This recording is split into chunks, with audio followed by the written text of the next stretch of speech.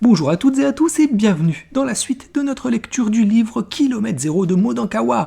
Nous nous étions arrêtés au chapitre qui s'intitulait de la même façon que le livre Kilomètre Zéro et il apprenait finalement en fait que le kilomètre zéro c'était le point de départ, en gros un réel de la vie, une sorte d'état intérieur si je puis dire, où on se libère du passé, des peurs, pour revenir un peu à l'essentiel. On a Maëlle vraiment, voilà, comme je le disais je crois en fin d'épisode, d'ailleurs dernière fois, qu'elle a longtemps vécu en pilote automatique, que ses choix, ils étaient dictés par la peur, etc. Mais que le vrai basculement il est là, quoi. Le bonheur il dépend pas des circonstances, mais de l'état intérieur. En gros, Maëlle, faut qu'elle arrête de lutter contre ce qu'elle maîtrise pas et qu'elle reprenne le pouvoir sur son regard et ses choix. Bref, on va continuer avec le chapitre suivant qui s'intitule l'intuition. N'hésitez pas à mettre un like sur la vidéo, à vous abonner si ce n'est pas encore le cas, et on commence tout de suite. L'intuition est un éclair que Dieu nous prête. Anne Bharata. Le paysage que nous surplombions en descendant un long chemin rocailleux à flanc de montagne était à couper le souffle. Les nuages bas volaient avec pudeur les courbes de la vallée et de ses gorges. Le regard de Shanti se perdait à l'horizon. Il me pointa du doigt Sinoa, où nous nous arrêterions. Je scrutais des yeux le village miniature qui me paraissait hors d'atteinte. Shanti remonta son sac à dos par les bretelles d'un petit coup de rein. Il respira l'air à plein poumon, comme s'il cherchait à faire rentrer l'univers tout entier en lui. Il sourit à deux moineaux à gorge jaune et repoussa une branche d'arbre qui lui chatouillait l'oreille. Son énergie me portait. J'avais envie d'essayer la nouvelle version du voyage qu'il me proposait. Je lançai un regard à Matteo, sa présence me faisait du bien et ses attentions me touchaient. Je sentis battre mon cœur au rythme du sien. Nishal et Tim marchaient devant nous. Je percevais leurs mots s'envoler dans les airs, ponctués de rire. L'effort ne semblait pas avoir de prise sur eux. Je profitais de cette belle énergie. Près d'un long pont suspendu, Shanti me fit un clin d'œil et se lança. Je le suivis sans me poser de questions. Mon appréhension instinctive disparut à la lumière de ma conscience. Malgré les mouvements de l'équipe qui nous succédaient, entraînant la passerelle de gauche à droite, je me laissais porter par le rythme cadencé de leurs pas.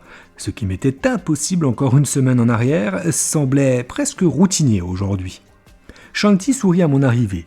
Une fois les autres à notre hauteur, nous reprîmes la route sur un dénivelé moins pentu. Matteo me prit par les épaules, il voulait tout savoir sur moi, tout ce que je pouvais lui dévoiler. Ça tombe mal, je suis dans le brouillard. Shanti m'a fait prendre conscience de mon absence de repères. Il est difficile de te dire aujourd'hui qui je suis, c'est confus. Bienvenue dans le monde de la transformation. Oui, ça promet. La semaine dernière encore, j'avais le sentiment d'avoir des certitudes, mais elles se sont envolées une à une. Si peu de temps pour tout bousculer, je n'en reviens pas moi-même. Le paradoxe est que je me sens vulnérable, mais plus solide. Sûre de rien, mais confiante ? Exactement. Le contrôle m'échappe, mais j'ai le sentiment que tout s'ordonne. Tu vois, à la seconde où je te parle, je me demande quelle est cette force qui me pousse à parcourir l'Himalaya sur un chemin chaotique en direction d'un but invraisemblable. Mais je continue dans cette direction à l'opposé de toutes les certitudes que j'ai construites en 34 ans. C'est fou. Matteo écoutait sans dire un mot, comme s'il comprenait que ce monologue salvateur me permettait de faire le point à ce carrefour de ma vie. Il me laissa poursuivre. Je pourrais te rassurer en t'énumérant le nombre de mes diplômes des plus hautes écoles, en me vantant de ma réussite professionnelle, de mon statut social, de mon niveau de salaire, mais je ne t'exposerai que les couches qui me protègent de ce que je suis. À l'image de mes tailleurs de marque qui me déguisent, ou du moteur puissant de ma voiture qui me fait fuir plus vite, ou encore de mon compte en banque qui me donne l'impression d'être respecté. En fait, je n'avais pas compris que j'étais incapable de m'apporter le respect que j'attends des autres. Je prends conscience que je me rassure à travers tous ces apparats de peur de révéler ce que je suis. Tu vois, je prends le risque de te faire fuir, mais aujourd'hui, je me sens ailleurs avec des envies si loin de cette superficialité. Je n'ai aucune idée de ce que va être la suite pour moi, mais je sais ce que je ne veux plus. Et tout ça en une semaine ? Oui, c'est incroyable, je mesure à quel point j'étais aveugle. Tu es dur avec toi-même. Tout ce que tu as vécu a permis l'accès à ce que tu réalises en ce moment. Tu es la même, ton cœur bat de la même façon, tu élargis simplement ton champ de vision. Ton parcours exceptionnel t'a préparé à ce qui arrive. Je ne suis pas devin, mais je ressens des choses identiques. Je pressens la transformation dont tu parles et je suis prêt. Je lâche le contrôle, je fais confiance à l'univers. Nous sommes là où nous devons être. Il suffit d'être à l'écoute, sans chercher quoi que ce soit, sans penser à l'avenir, parce que je crois que nous ne pouvons pas imaginer la grandeur du spectacle. Il me prit la main et l'enveloppa dans la sienne. Nous marchâmes en silence tout en respirant la beauté du paysage. Je goûtais la vie qui me frôlait, profitant de chaque scène, chaque son, chaque odeur, chaque sentiment pour la première fois. Mon cœur, heureux, se nourrissait de l'énergie qui lui parvenait. Je ne me souciais de plus rien. La main de Mathéo me sécurisait, mais au-delà, je sentais une force me guider sur ma nouvelle route. « 12h30 » annonça Tim, les yeux rivés sur son bâtonnet planté dans le sol. Shanti déplia une carte et nous proposa de marcher jusqu'au village de Doban pour déjeuner à une demi-heure de là, à condition de garder le même rythme. Au final, il ne nous fallut qu'une vingtaine de minutes pour atteindre notre cible. S'arrêtant devant une modeste bâtisse, Shanti nous demanda si un dal bath végétarien nous conviendrait. Affamés, nous acceptâmes avec enthousiasme. Un homme prit la commande de boissons et nous proposa de nous asseoir dans le jardin. Tim, allongé dans l'herbe, s'amusait avec une sauterelle. L'espace aménagé à flanc de montagne nous offrait une belle vue sur les cultures en terrasse et les champs de millet. Les nuances de vert et les palettes de couleurs des moyennes altitudes réapparaissaient après l'absence de verdure des hauteurs. Au milieu du jardin, une balançoire de fortune provoqua mon enfant intérieur. Un rondin de bois horizontal était soutenu par 2 autres verticaux en forme de Y. On y avait attaché solidement une corde en U. Rien d'autre. Je m'y assis et me balançai face à l'horizon. Nishal choisit un fauteuil en plastique vert foncé et s'assit à côté de Shanti autour d'une table en bois face à la vallée. Il roula une cigarette et discuta avec son ami. Je rejoignis Mathéo, allongé sur l'herbe, et m'abandonnai à la terre, appuyant ma tête contre son torse. Il m'enveloppa de son bras avec tendresse. Le temps semblait s'être arrêté. À moins que mes pensées ne se soient mises en veille, j'étais là et rien d'autre n'apparaissait que les images qui défilaient devant mes yeux. La joie qui jaillissait de mon cœur, la douceur du soleil qui nous chauffait et la force des montagnes qui nous emplissaient. Mon estomac gronda si fort que tous l'entendirent et se mirent à rire. Les 2 mains sur mon ventre, je devins écarlate. Même la cuisinière sembla avoir été alertée et s'empressa de nous apporter les plats fumants. Nishal fit signe à Tim de le suivre. Je les arrêtai et les invitai à notre table. L'oncle déclina, par politesse. J'insistai. Nishal regarda Shanti. Il attendait son approbation, galvanisé par son audace. Tim répondit spontanément qu'il aimerait beaucoup, mais n'avait jamais appris à manger avec une fourchette. « Et moi, je ne sais pas manger avec mes mains, pourrais-tu me montrer ?» lui demandai-je, attendri par sa sincérité. Tim me regarda, surpris. « C'est facile, je vais t'apprendre. » Shanti s'inclina vers Nishal et lui indiqua de se joindre à nous. Mathéo, conscient que Nishal ne devait pas être à l'aise non plus avec des couverts, se proposa d'essayer également. Après un lavage minutieux de nos mains, sous l'eau gelée d'un lavabo improvisé, Tim commença la leçon. Prenant son rôle d'enseignant à cœur, il corrigea, attentif, nos maladresses. Il formait avec dextérité de petites boulettes de riz qu'il trempait dans les lentilles brûlantes, puis les portait avec précision à sa bouche. Nishal et Shanti maîtrisaient eux aussi la technique. Mathéo et moi nous appliquions, mais le résultat était moins probant, ce qui ne manqua pas de faire rire mon guide et son ami. Notre professeur, concentré sur nos gestes, nous encourageait avec pugnacité, lançant un regard noir aux 2 autres et leur intimant le silence d'un geste de la main. La scène paraissait hors du temps, mais ce jeune garçon détenait une vérité oubliée. Il était un exemple de patience et de générosité. Son attention tournée vers nous, il mettait un point d'honneur à satisfaire mon envie, au point d'en oublier son repas. Je m'efforçais d'être précise afin de ne pas le décevoir, en m'appliquant, malgré la douleur des brûlures, jusqu'au dernier grain de riz. Dans une touchante opération de valorisation, Mathéo finit également son assiette. Le sourire de Tim exprima notre réussite. Je le remerciai du cadeau qu'il venait de nous faire. Enseigner le don de soi. Ce qui lui paraissait naturel était une qualité si rare. J'étais ému. Mes vêtements, ayant profité du déjeuner en même temps que moi, je me rendis à nouveau au lavabo pour me laver avant que Mathéo ne m'entraîne pour une sieste au soleil. Je m'endormis dans ses bras. Il me réveilla une demi-heure plus tard d'un baiser sur le front et me glissa à l'oreille qu'il fallait repartir. Nishal et Shanti confirmèrent la route avec l'homme de la maison qui précisa quelques informations sur le plan, en nous proposant l'adresse d'une vieille tente à 2 heures de marche, juste à côté de Tchong. La vie reprenait ses droits à cette altitude. Les champs de millet, balayés par le vent, dansaient par vagues successives. Notre respiration plus fluide nous simplifiait l'effort. Plus bas, des cris d'enfants attirèrent notre curiosité. À la sortie de l'école, une brebis attendait les caresses des petits qui ne manquaient pas de lui donner toute leur attention. De jeunes écoliers en uniforme bleu marine fêtaient leur compagne de jeu qui manifestait son allégresse par de petites cabrioles. Shanti souriait, fasciné par la situation. Tim vivait la scène en sautillant, poussant des cris de joie étouffés, encourageant l'animal. Comment avais-je pu oublier l'essentiel ? Comment avais-je pu me laisser envahir par la superficialité et accepter d'endosser des couches si lourdes d'inutilité ? Mes yeux s'emplirent de larmes. « Ne te juge pas, me dit Shanti en m'attrapant le bras. Comment ai-je pu m'égarer à ce point ? Tu ne t'es pas égaré, tu regardais au mauvais endroit. Que se passe-t-il pour que nous ayons besoin de quitter cet état et nous fondre dans le convenu ? Nous pensons que devenir adulte, c'est intellectualiser chaque chose. Nous en oublions de vivre. L'enfant habite l'expérience. Il ne la considère pas. Que ferais-tu si tu laissais ton enfant intérieur se manifester en toi ? Sans attendre ma réponse, Mathéo me devança en me tirant par la main. Nous courions jouer avec cette petite brebis parce que la seule chose qui nous rend heureux est de partager un moment d'amour. Il m'entraîna vers les écoliers et de son autre main attrapa Tim qui abandonna son pactage pour galoper avec nous. Nous nous mêlâmes à la bataille, ce qui aviva l'enjouement des petits. Nous jouions comme eux, au milieu d'eux, laissant notre âme d'enfant manifester sa spontanéité pour retrouver une joie intense et connue. La brebis malicieuse échappa à Mathéo qui avait réussi à la canaliser un bref instant. Il se retrouva par terre avec une dizaine de bambins déchaînés sur lui. Mes bras accueillirent la tendresse de 2 fillettes. Nos rires s'enfuirent avec les secondes qui s'évaporaient. Il n'était plus question de sourire, mais de rire profond. Une émotion brute, où le calcul n'a plus de raison d'être, où la pensée laisse place à l'inné, où la peur disparaît par le seul sentiment d'amour exprimé. Un diamant à l'état pur, un moment unique. Nous nous relevâmes avec difficulté de nos étreintes. Je me jetai dans les bras de Mathéo. « Tu es fou, mais j'aime ta folie », lui dis-je en l'embrassant. Tim tapa dans la main de mon Italien, puis me prit par les épaules.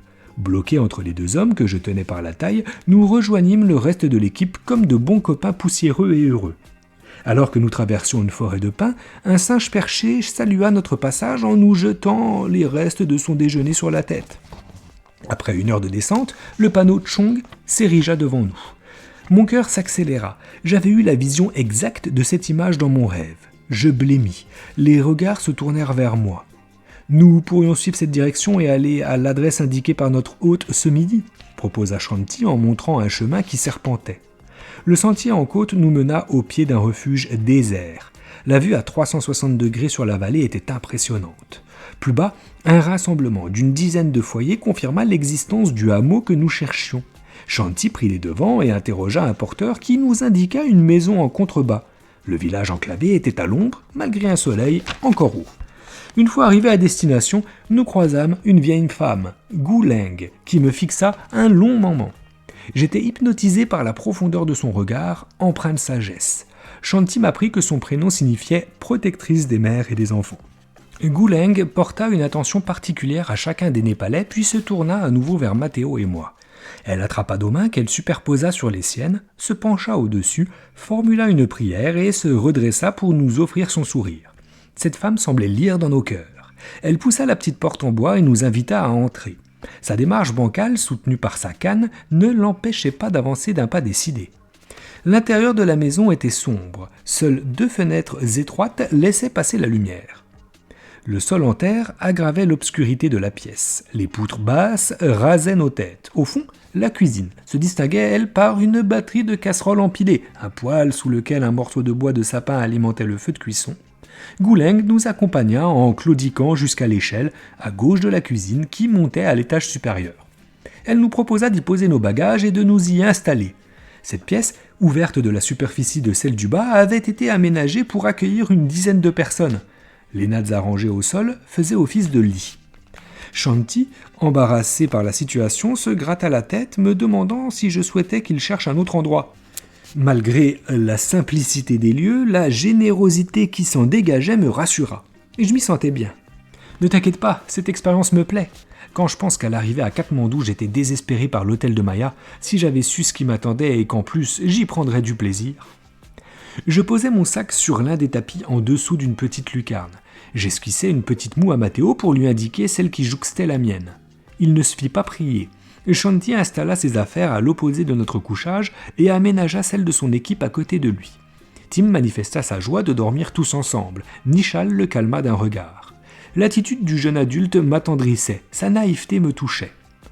Après une installation rapide, Mathéo suggéra d'aller faire un tour dans le village, mais je préférais me reposer.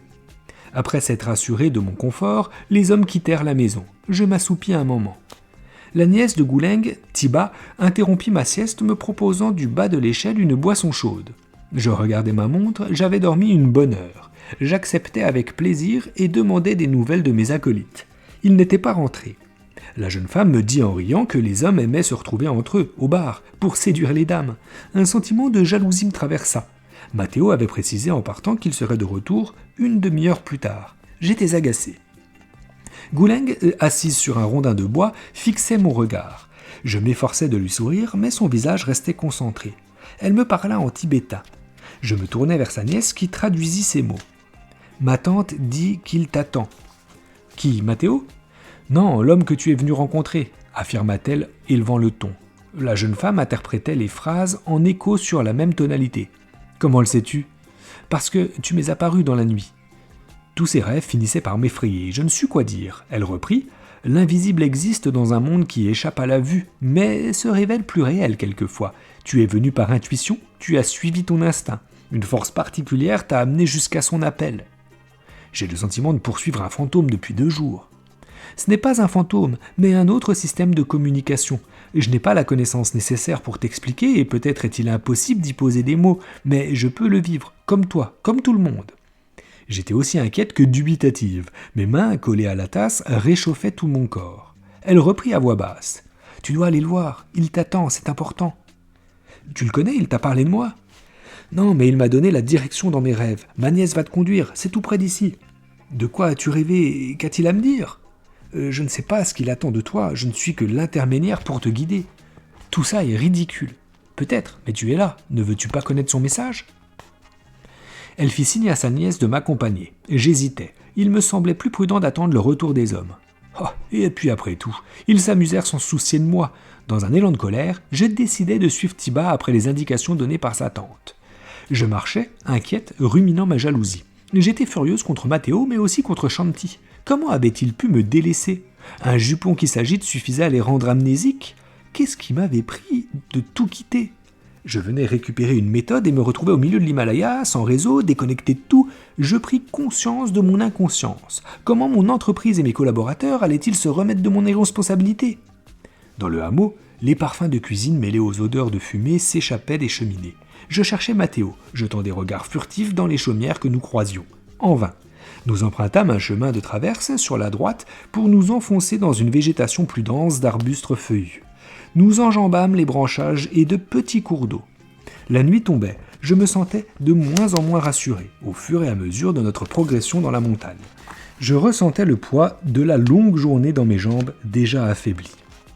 Tiba s'arrêta à un carrefour. Son hésitation me fit comprendre qu'elle s'était égarée. Les 4 routes se ressemblaient et il était impossible d'en choisir une plutôt que l'autre. L'absence de pas d'eau nous imposa la raison. « Rentrons, il fait presque nuit et le froid devient insupportable. Nous essaierons demain matin, » suggérai-je. Je commençai à rebrousser chemin. Tiba m'attrapa la main proposant de demander de l'aide. Je me mis à rire nerveusement. « Bien sûr, Jean-Pierre, » ricanai-je en français. « J'hésite entre l'appel à un ami ou le 50-50. » Je sortis mon mobile et continuai sur le même ton. « Ah non, pas de raison ici, c'est pas gagné pour le million. » Elle me regarda, interrogative, sans comprendre un seul mot. Je repris en anglais. Nous n'avons pas de moyens de communication et nous n'avons croisé personne depuis notre départ. De qui crois-tu que nous pouvons solliciter de l'aide ? Allez, soyons raisonnables, rentrons, insistai-je en la tirant par la manche. Elle résista. Nous pouvons y arriver si tu te concentres, dit-elle en fixant son regard dans le mien. Que je me concentre, mais sur quoi ?